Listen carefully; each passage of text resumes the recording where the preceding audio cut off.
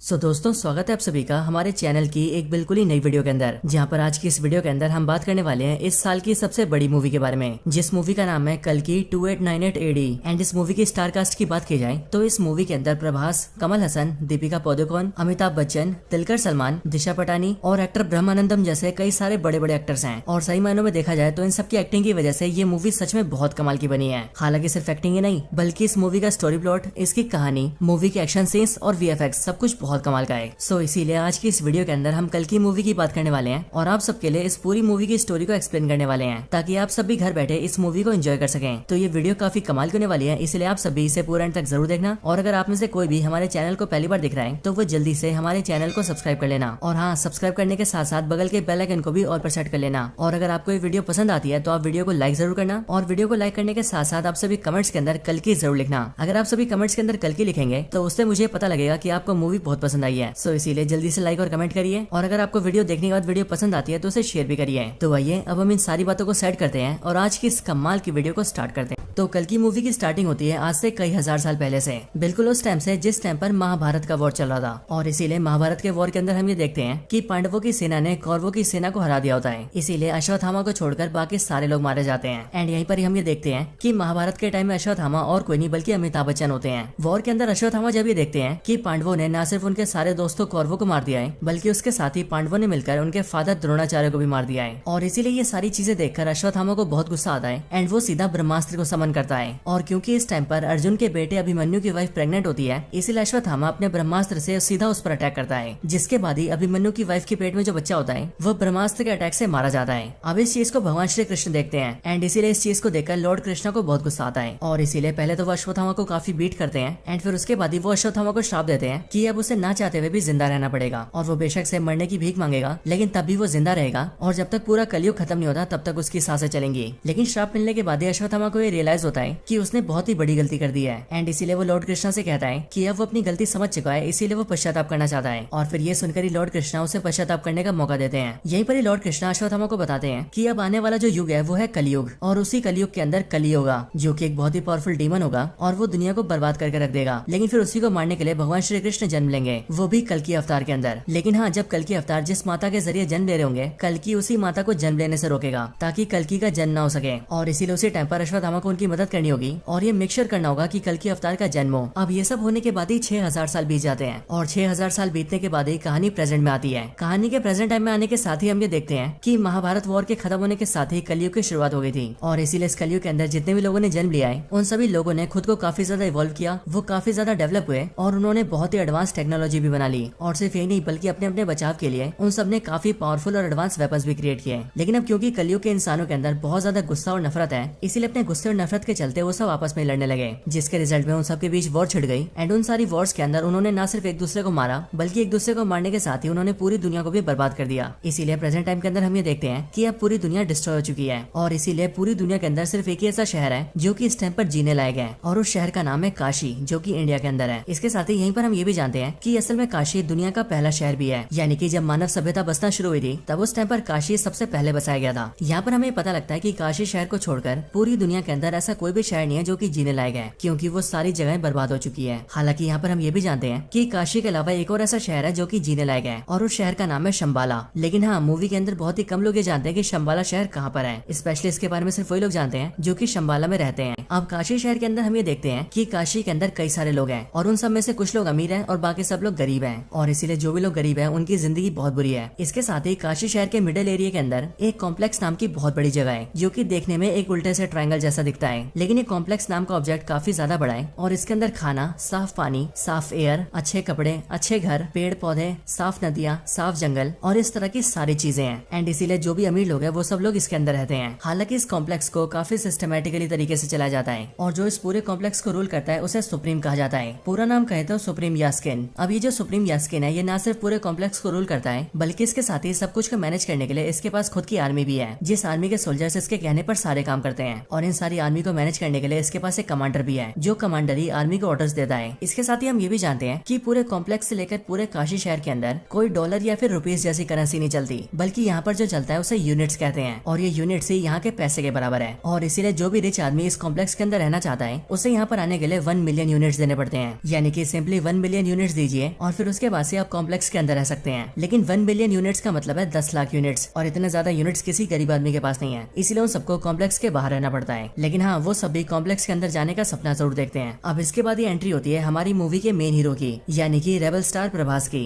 जिनके कैरेक्टर का इस मूवी के अंदर नाम है भैरवा। भैरवा की एंट्री होने के साथ ही हम ये जानते हैं कि भैरवा काशी शहर के अंदर ही रहता है। लेकिन हाँ, भैरवा की कोई फैमिली नहीं है, ना ही उसके मदर और फादर है और ना ही भाई बहन है, एंड इसीलिए भैरवा अकेला अपनी जिंदगी बिताता है। लेकिन इसके साथ ही हम ये भी जानते हैं कि भैरवा काफी अच्छा फाइटर है और वो लड़ने के बहुत सारे तरीके जानता है। अब वैसे देखा जाए तो साउथ इंडियन फिल्मों के जितने भी हीरो होते हैं वो सब लड़ने में तो वैसे एक्सपर्ट होते हैं, इसीलिए यहाँ पर भैरवा यानी कि प्रभास भी बाकियों से काफी पावरफुल है। हालांकि इसके साथ ही हम ये भी देखते हैं कि भैरवा एक काफी अच्छा इंसान है। लेकिन हाँ, भैरवा का भी ये सपना है कि वो एक दिन कॉम्प्लेक्स के अंदर जाए और वहाँ जाकर एक मजे की जिंदगी बिताए। लेकिन हाँ, अब क्योंकि कॉम्प्लेक्स के अंदर जाने के लिए 1 मिलियन यूनिट्स देने पड़ते हैं, इसीलिए भैरवा अब तक कॉम्प्लेक्स के अंदर नहीं जा पाया है, क्योंकि उसके पास इतने यूनिट्स ही नहीं है। और इतने सारे यूनिट्स तो क्या, बल्कि उसके पास कुछ भी नहीं है, इसीलिए वो दूसरों से यूनिट्स मांग मांग के उधारी पे जीता है और टाइम से किसी का भी उधार नहीं चुकाता है। हालांकि एक दिन हम ये देखते हैं कि काशी के अंदर शंबाला का एक स्पाई घुस जाता है और इसीलिए उसे कई सारे गुंडे पकड़ रहे होते हैं, क्योंकि शंबाला से जो भी लोग आते हैं या फिर स्पाई आते हैं उन सबको पकड़कर अगर कॉम्प्लेक्स को सौंपा जाए तो कॉम्प्लेक्स के सोल्जर्स का कमांडर उस आदमी को काफी बड़ी बाउंटी देता है, मतलब कि काफी बड़ा इनाम देता है। और इसीलिए यहाँ पर जैसी भैरवा उस स्पाई को देखता है वैसे वो उन सारे गुंडों से फाइट करता है और उन सबको बीट करके शंबाला के स्पाई को पकड़ लेता है। हालांकि उससे पकड़ने के बाद ही भैरवा को पता लगता है कि असल में शंबाला का वो स्पाई एक आम आदमी है जो कि बस यहाँ पर कॉम्प्लेक्स की तहकीकात करने आया है। लेकिन अब क्योंकि उसे तो सिर्फ यूनिट चाहिए थे ताकि वो कॉम्प्लेक्स के अंदर जा सके, इसीलिए वो स्पाई की बात नहीं मानता है और उसे अपने घर में बंद कर देता है ताकि कुछ टाइम बाद ही वो उसे कॉम्प्लेक्स को सौंप दे और कॉम्प्लेक्स से उसे 10,000 यूनिट्स मिले। और फिर इसी तरह से धीरे धीरे करके वो कई सारे यूनिट जोड़े और जब उसके पास 1 मिलियन यूनिट्स हो जाए तो वो कॉम्प्लेक्स के अंदर जाए। हालांकि इसके कुछ टाइम बाद ही हम दिशा पटानी को भी देखते हैं, जिसका इस मूवी के अंदर रॉक्सी नाम होता है और वो बेसिकली मूवी के अंदर भैरवा की गर्लफ्रेंड होती है। रॉक्सी जब भैरवा से मिलती है तब हमें पता लगता है कि भैरवा ने उधार लेने के मामले में रॉक्सी को भी नहीं छोड़ा है और उसने रॉक्सी से भी कई सारे यूनिट्स उधार ले रखे हैं। लेकिन इन सबसे हटकर रॉक्सी भैरवा को बताती है कि उसकी कॉम्प्लेक्स के अंदर जॉब लग गई है एंड उसे कल से कॉम्प्लेक्स के अंदर जाना है और वहाँ जाकर साफ सफाई करनी है। लेकिन जैसे भैरवा कॉम्प्लेक्स का नाम सुनता है वैसे वो रॉक्सी से कहता है कि वो कल बस एक दिन के लिए उसे अपने साथ लेकर जाए, क्योंकि उसका भी ये सपना है कि वो कॉम्प्लेक्स को अंदर से देखे। अब इसके लिए रॉक्सी एग्री कर जाती है और वो भैरवा को अपने साथ कॉम्प्लेक्स के अंदर ले जाती है। अंदर आने के बाद ही भैरवा को बहुत खुशी होती है, क्योंकि वो देखता है कि कॉम्प्लेक्स अंदर से बहुत सुंदर है, वहाँ बहुत सारा साफ पानी है, खाने के लिए बहुत कुछ है, वहाँ नदियाँ हैं, जंगल है और इसी तरह की बहुत सारी सुंदर सुंदर चीजें हैं। एंड इसलिए ये सब देखकर भैरवा थोड़ा पागल हो जाता है और वो रॉक्सी के साथ मिलकर सब कुछ के मजे लेने लगता है। लेकिन हाँ, कुछ टाइम बाद ही वो सोल्जर्स के हाथों पकड़ा जाता है, जिस वजह से कॉम्प्लेक्स के सोल्जर्स भैरवा को बाहर निकाल देते हैं। लेकिन हाँ, जब भैरवा को कॉम्प्लेक्स से निकाल दिया जाता है तब उसका कॉम्प्लेक्स के अंदर जाने का और भी ज्यादा मन करने लगता है, क्योंकि उसने कॉम्प्लेक्स के अंदर का ट्रेलर जो देख लिया होता है। एंड इसीलिए भैरवा डिसाइड करता है कि वो जल्दी से जल्दी कॉम्प्लेक्स के अंदर जाकर ही रहेगा और कॉम्प्लेक्स के अंदर ही जिंदगी बिताएगा। अब इसके बाद ही सीन शिफ्ट होता है और हमें सीधा कॉम्प्लेक्स के अंदर का नजारा दिखता है। कॉम्प्लेक्स के अंदर हम एक बहुत बड़ी सी लैब को देखते हैं, जिस लैब के अंदर बहुत सारी लड़कियां होती हैं और कई सारे साइंटिस्ट होते हैं जो कि उन सब पर रिसर्च कर रहे होते हैं। लेकिन फिर इसके बाद ही हमें कॉम्प्लेक्स का सुप्रीम दिखता है, यानी कि सुप्रीम यास्किन। और फिर यहीं पर ही हमें पता लगता है कि सुप्रीम यास्किन ही एक्चुअल में कली है। बट यहाँ पर हम ये जानते हैं कि कली यानी कि सुप्रीम यास्किन बहुत ही बुरी हालत में होता है। उसकी बॉडी काफी दुबली पतली और कमजोर सी होती है एंड उसके अंदर पावर्स भी नहीं होती है। हालांकि यहीं पर मैं आप सबको बता दूं कि ये जो सुप्रीम यास्किन होता है यानी कि कली, ये एक्चुअल में एक्टर कमल हसन होते हैं, क्योंकि कमल हसन ने इस मूवी के अंदर सुप्रीम यास्किन की एक्टिंग की है। अब यहाँ पर हम ये देखते हैं कि कली बहुत बुरी हालत में होता है और इसीलिए उसे अपनी पावर्स वापस चाहिए होती है एंड वो खुद को फिर से ठीक करना चाहता है, या फिर यूं कहें वो खुद को पावरफुल करना चाहता है। इसके साथ ही हम ये भी जानते हैं कि कली एक्चुअल में ह्यूमंस से बहुत नफरत करता है, क्योंकि कली का ऐसा मानना है कि ह्यूमंस नेचर को डिस्ट्रॉय कर रहे हैं और इन 6000 सालों में जब से कलयुग चलता आ रहा है तब उन पूरे सालों के अंदर ह्यूमंस ने पूरी दुनिया को बर्बाद करके रख दिया है। इसीलिए ह्यूमन बींग्स को जीने का कोई अधिकार नहीं है एंड इसीलिए वो सारे के सारे ह्यूमंस को खत्म कर देना चाहता है। लेकिन उससे पहले वो खुद को पावरफुल करना चाहता है। लेकिन खुद को ठीक करने के लिए और बहुत ज्यादा पावरफुल बनने के लिए कली को एक सीरम की जरूरत है, जो सीरम एक प्रेग्नेंट वुमेन के पेट से निकल सकता है, यानी कि ऐसे वुमेन के पेट से जिसके पेट के अंदर चाइल्ड हो। और इसके लिए कली ने एक बहुत बड़ी लैब बना रखी है एंड उस लैब में काम करने के लिए उसके पास सारे टॉप साइंटिस्ट हैं और कली के पास जितने भी सोल्जर्स हैं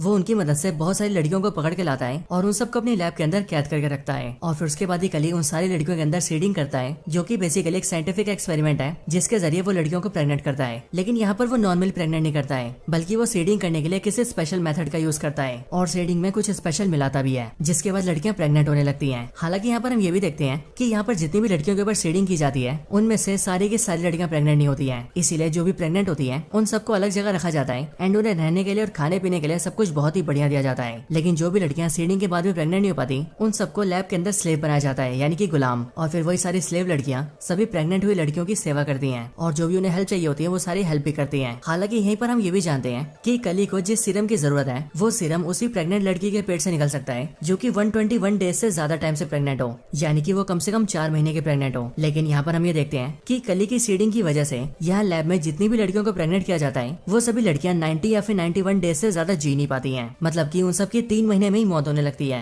लेकिन तब भी कली लगातार लड़कियों के ऊपर सीडिंग करवाता रहता है ताकि एक न एक दिन उसे ऐसी लड़की मिले जो कि 121 डेज से ज्यादा टाइम तक प्रेग्नेंट हो, और जिस दिन ऐसा हुआ उस दिन उसे सीरम मिल जाएगा। अब इन सब के बाद यहीं पर ही हम दीपिका पादुकोण को देखते हैं जो कि लैब के अंदर कैप्चर की हुई लड़कियों में से एक होती है। लेकिन हाँ, यहाँ पर हम ये देखते हैं कि दीपिका पादुकोण प्रेग्नेंट नहीं होती है, बल्कि वो उन लड़कियों में से एक होती है जो कि सीडिंग के बाद भी प्रेग्नेंट नहीं हो पाई थी। एंड इसीलिए वो यहाँ पर एक स्लेव की तरह काम करती है और जो भी प्रेग्नेंट है उन सबकी हेल्प करती है। इसके साथ ही हमें ये भी पता लगता है कि दीपिका पादुकोण जब बहुत छोटी थी तब उसी टाइम पर उसके पेरेंट्स ने उसे कॉम्प्लेक्स के अंदर भेज दिया था, इसीलिए वो बचपन से यहाँ पर है। इसके साथ ही उसका जो नाम है वो यहाँ पर सम 80 रखा गया है, यानी कि SUM सम और 80। हालांकि कुछ दिनों के बाद ही हम ये देखते हैं कि एक्चुअल में दीपिका पादुकोण यानी कि सम 80 प्रेग्नेंट है और उसे प्रेग्नेंट हुए टोटल 5 महीने हो चुके हैं, यानी कि 150 डेज से भी ज्यादा। और सच में ये बहुत ही बड़ी बात थी, लेकिन एक्चुअल में दीपिका ने इस बात को सबसे छुपा कर रखा था और उसने किसी को पता नहीं लगने दिया था कि वो इतने टाइम से प्रेग्नेंट है। हालांकि इसके कुछ टाइम बाद ही हम ये भी देखते हैं कि दीपिका के बहुत टाइम छुपाने के बाद भी इस चीज को एक सोल्जर देख लेता है और इसीलिए वो सीधा कॉम्प्लेक्स के कमांडर को बता देता है कि दीपिका 150 डेज से भी ज्यादा प्रेग्नेंट है। और फिर इसीलिए लैब वाले उसे उठा लेते हैं एंड उसकी बॉडी को एक बड़ी सी मशीन में डाल देते हैं एंड उसके पेट से सीरम को एक्सट्रैक्ट करने की कोशिश करते हैं। लेकिन जब एक्सट्रैक्शन को स्टार्ट किया जाता है तब जैसे ही सिर्फ एक ही बूंद एक्सट्रैक्ट होता है, वैसे ही एक बूंद के एक्सट्रैक्ट होने के साथ ही वो मशीन रुक जाती है और फिर उसके बाद ही पावर सप्लाई कट जाती है। लाइटें धीरे धीरे करके जलने बुझने लगती है एंड आसपास की सारी चीजें हिलने लगती है। और फिर इसी टाइम पर दूसरी तरफ हम ये देखते हैं कि यहाँ से थोड़ी दूरी पर एक टेम्पल होता है और उसी टेम्पल के अंदर अश्वत्थामा होता है, जो कि वैसे तो काफी टाइम से मेडिटेशन में होता है, लेकिन अभी अचानक से उसकी आंखें खुलती हैं और वो इस बात को फील करता है कि कल की अवतार जन्म लेने वाले हैं और इसीलिए भगवान उसे संकेत दे रहे हैं कि वो उनके जन्म होने में कोई बाधा न आने दे। एंड फिर इसके लिए अश्वत्थामा वहाँ से निकल जाते हैं और वो उसी वुमेन को ढूंढने लगते हैं जो वुमेन कल की अवतार को जन्म देने वाली है। हालांकि इसी टाइम पर हमें भी ये पता लग जाता है कि असल में जो कल की अवतार को जन्म देने वाली है वो और कोई नहीं बल्कि दीपिका पादुकोण है, यानी कि सम 80। इसके बाद ही हम कॉम्प्लेक्स में देखते हैं जहाँ पर सिर्फ एक बूंद सीरम के निकलने के बाद ही एक्सट्रैक्शन रुक गया था। लेकिन फिर इसके अगले पल ही हम ये देखते हैं कि जिस मशीन के अंदर दीपिका होती है उसी मशीन के अंदर उसकी एक फ्रेंड आ जाती है जो कि दीपिका की तरह ही एक स्लेव थी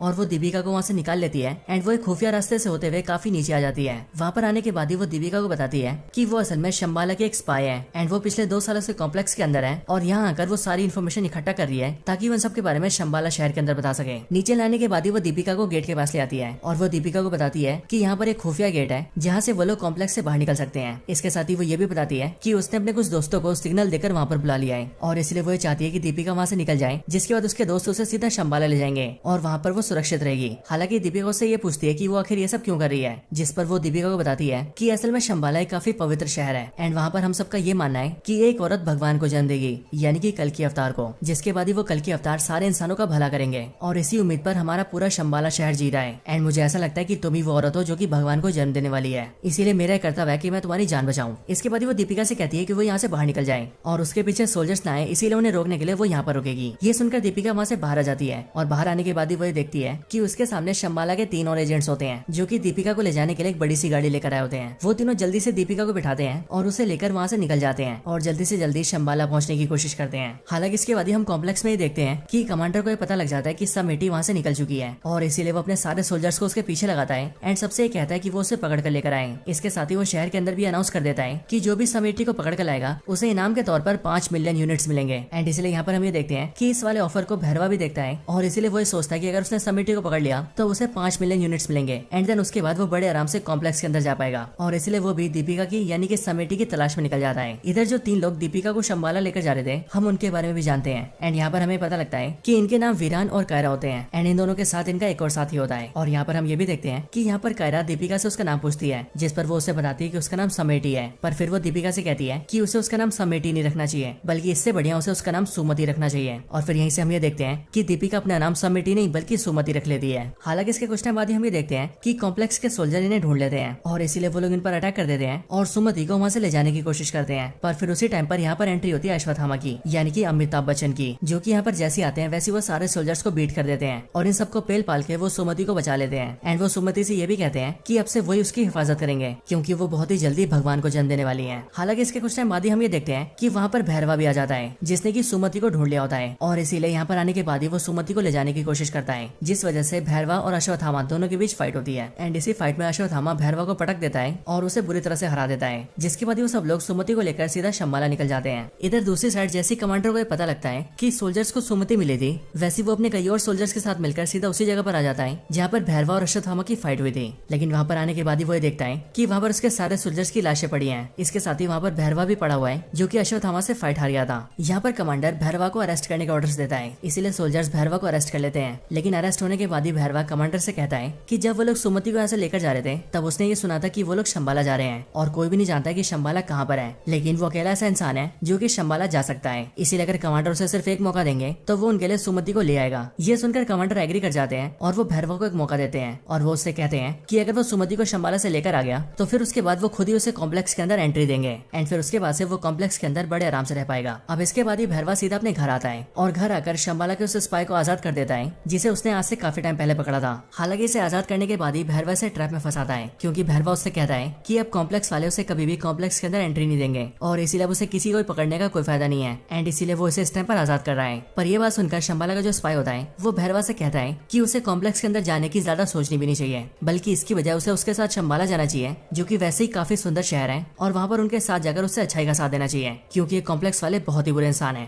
ये सुनकर भैरवा एग्री कर जाता है क्योंकि एक्चुअल में ये उसके प्लान का हिस्सा होता है और फिर वो शंबाला के उस स्पाई के साथ सीधा शंबाला जाता है एंड शंबाला के अंदर आते ही वो शंबाला के स्पाई को यानी कि अपने साथी को बेहोश कर देता है और फिर वो उसे धोखा देकर सीधा सुमति के पास जाता है और वो सीधा अश्वत्थामा का रूप ले लेता है और अश्वत्थामा के रूप में आकर वो सुमति को अपने साथ ले जाने लगता है। लेकिन बाहर आते उसे अश्वत्थामा घेर लेता है जिसके बाद ही भैरवा और अश्वत्थामा के बीच एक और फाइट होती है। लेकिन अब क्योंकि भैरवा इस बार तैयारी करके आता है इसलिए वो अश्वत्थामा को काफी अच्छी टक्कर देता है। लेकिन इन दोनों के फाइट के दौरान ही हम ये देखते हैं कि शंबाला के पास कॉम्प्लेक्स का कमांडर अपने बहुत सारे सोल्जर्स के साथ आ जाता है और वो सीधा शंबाला पर अटैक करके अंदर घुस जाता है, जिसके बाद शंबाला के सारे सोल्जर्स भी इकट्ठा होते हैं और फिर शंबाला के सोल्जर्स और कॉम्प्लेक्स के सोल्जर्स दोनों के बीच फाइट होती है और यहाँ पर हम एक बहुत ही बड़ी वॉर को देखते हैं। लेकिन इस वॉर के अंदर कमांडर अपने सोल्जर्स के साथ मिलकर शंबाला के सारे सोल्जर्स को बहुत बुरी तरह से मार रहा होता है। इस टाइम पर ही हमें ये भी पता लगता है कि असल में अश्वत्थामा के हाथ में जो हथियार है वो एक्चुअल में उसका नहीं बल्कि कर्ण का हथियार है एंड इसीलिए यहाँ पर अश्वत्थामा के हाथ का जो हथियार होता है वो अचानक से गिरकर सीधा भैरवा के हाथ में आ जाता है। लेकिन जैसे वो भैरवा के हाथ में आता है वैसे वो हथियार चमकने लगता है और भैरवा की पावर्स भी बहुत ज्यादा बढ़ जाती है और फिर सीधा यहाँ पर फ्लैशबैक आता है और फ्लैशबैक के जरिए हम ये जानते हैं कि असल में भैरवाई महाभारत के टाइम में असली पावर्स जाग चुकी है और फिर इसके लिए भैरवा है और वो सीधा कमांडर के सारे सोल्जर से लड़ने लगता है एंड फिर वो सारे सोल्जर्स को मार देता है और एंड में वो कमांडर को भी मार देता है और फिर इस तरह से वो सुमति को बचा लेता है। लेकिन फिर जैसे वो अपना हथियार छोड़ता है वैसे हम ये देखते हैं कि वो एक बार फिर से भैरवा बन जाता है, यानी कि वही भैरवा जिसे कॉम्प्लेक्स के अंदर जाना है और इसीलिए होश आते वो सीधा सुमति को उठाता है और उसे लेकर अपनी गाड़ी में बैठ जाता है और वहाँ से सीधा अपनी गाड़ी को फ्लाई करता है और शंबाला से निकल जाता है। इस टाइम पर अश्वत्थामा उसे रोकने की कोशिश करता है लेकिन वो भी भैरवा को रोकने में फेल हो जाता है और भैरवा सुमति को लेकर अपने साथ निकल जाता है। अब इसके बाद ही हमें सीधा कॉम्प्लेक्स का सीन दिखाया जाता है जहाँ पर हम कली को देखते हैं। अब आपको याद हो तो जिस टाइम पर सुमति का एक्सट्रैक्शन चल रहा था उस टाइम पर मशीन के बंद होने तक वहाँ पर एक बूंद सीरम को निकाल लिया गया था एंड इसलिए यहाँ पर हम ये देखते हैं कि उसी एक बूंद सीरम को सीधा कली के हाथ में दिया जाता है और फिर कली जैसे उसे लेता है वैसे सीरम के उस एक बूंद को वो अपनी बॉडी में डाल लेता है और जैसे वो एक बूंद सीरम कली की बॉडी में जाता है वैसे हम ये देखते हैं कि कली की दुबली पतली और कमजोर सी बॉडी बहुत ही पावरफुल और मस्कुलर हो जाती है और वो बहुत ज्यादा शक्तिशाली हो जाता है। और फिर इसके बाद ये कली डिसाइड करता है कि अब उसे बाकी का पूरा सीरम चाहिए और इसके लिए वो खुद ही सुमति को ढूंढेगा और उसके अंदर से सारा सीरम निकाल लेगा और जब ऐसा होगा तब कली इतना ज्यादा पावरफुल हो जाएगा कि तब उसे रोकने वाला कोई भी नहीं होगा, यहाँ तक कि भगवान भी नहीं। हालांकि दोस्तों यहीं पर ये मूवी एंड हो जाती है।